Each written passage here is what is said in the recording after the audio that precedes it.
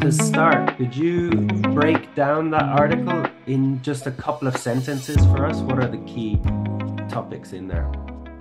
So the key topic is that there's a lack of representation of people of color in medical illustration and scientific art. And the lack of representation can have both clinical and psychological implications.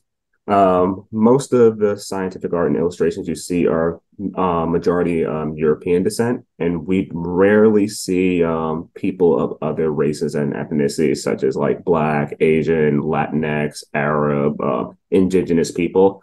And pretty much it matters that they also get represented as art because we have a world full of all different type of people, and they need to have their needs met for medical reasons. And what do you think is at the root of that issue? So there's two things. So part of it is there's not enough people that are sitting at the table where like who are making the final decision on what gets published. There's a lack of people of color in those positions to decide. And then there's also the we getting away from the traditionalist mentality of like we do things because it's always been done this way. So and the reason with that, when we think it like that, it makes artists as well as scientists afraid of kind of like jumping out of the box.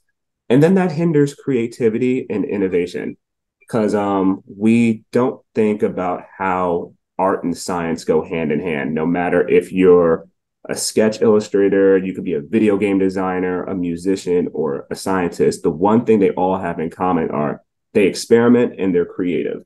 Hmm. And one of the great things about it, with either science or art, a lot of the greatest creations came from accidents. And from with accidents, you actually have to be um, creative. And it's the same thing with when it comes to food as well. The next time you have a meal, when you're eating your meal, think about it like someone had to experiment with the flavor, with the ingredients, the cooking methods in order to get that flavor you desire. It's all related. So that's what I have to say about that. Who's affected by that issue? Who does it really concern? So it definitely people of color are affected for sure.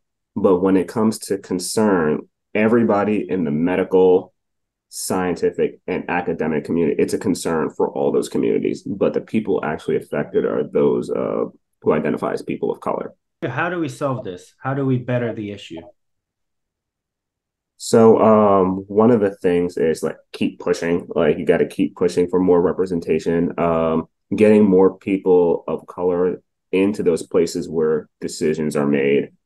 Um, just yeah, like I said before, moving away from that kind of traditionalist mindset where it's like we do things just because like we've always done this. It's time to kind of bring some new things because obviously the images aren't representing all the world. I mean, you just see predominantly European images, but there's many other different continents. There's Asia, there's Africa, there's North America, South America. Like there's a big world out there, and it's not being represented correctly. So we need to push that because we want it to be realistic about what's out there. And thinking about the students out there and young people, what can they do to fix this problem? How can they help fight this? Well, the thing about the young people, they have social media behind them, and that is one of the best ways to promote themselves, especially Mm. if they're artists themselves. They follow the artist, promote the artist. We've seen how like people could become like a viral celebrity overnight when you follow those artists and they have more people backing them. People who make big decisions are going to notice. So when their art's not getting out there, people are going to start asking why. And these kids have the opportunity to like build these artists up and build that platform up. They can make a lot of. They don't realize how much power they actually have. So that's one of the things they can do.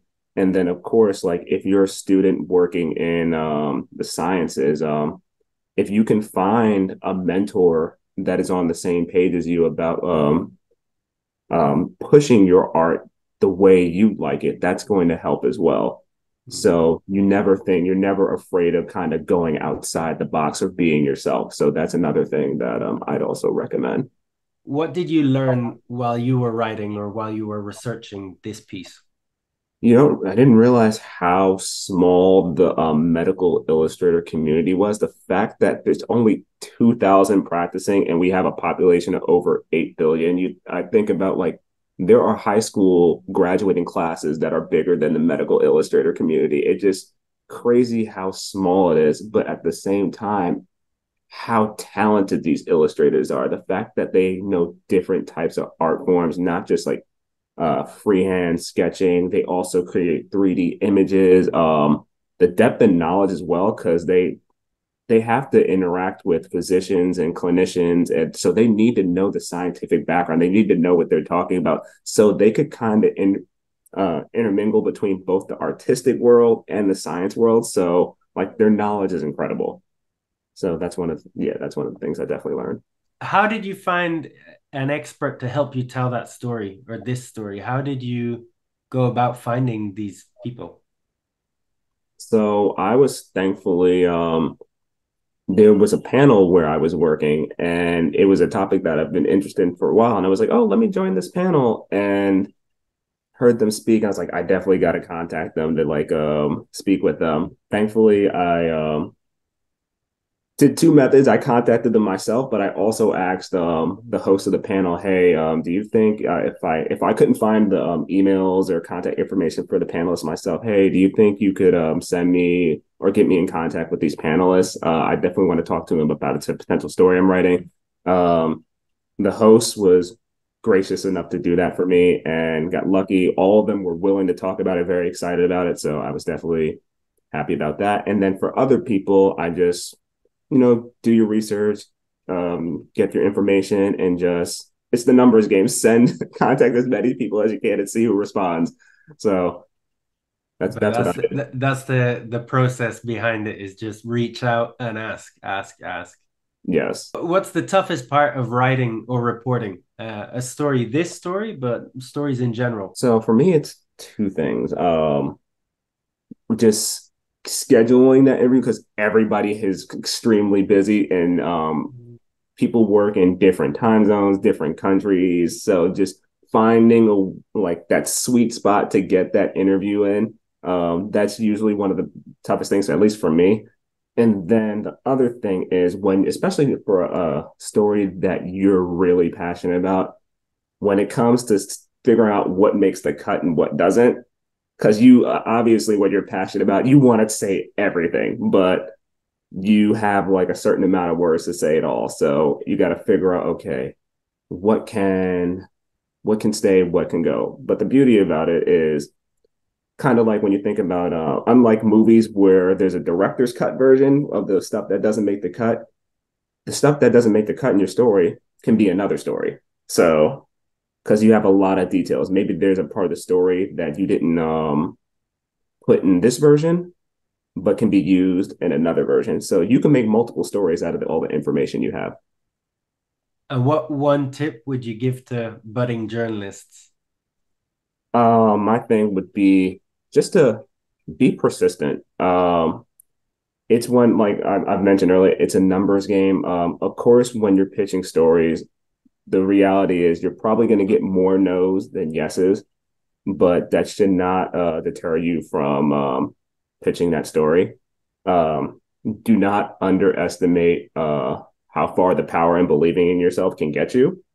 So stay true to yourself. Just keep pushing, and you'll eventually get that story and get where you need to be. All right. Well, thank you very much, Lance, for talking to us. And we look forward to reading your next story. Thank you. I appreciate you having me.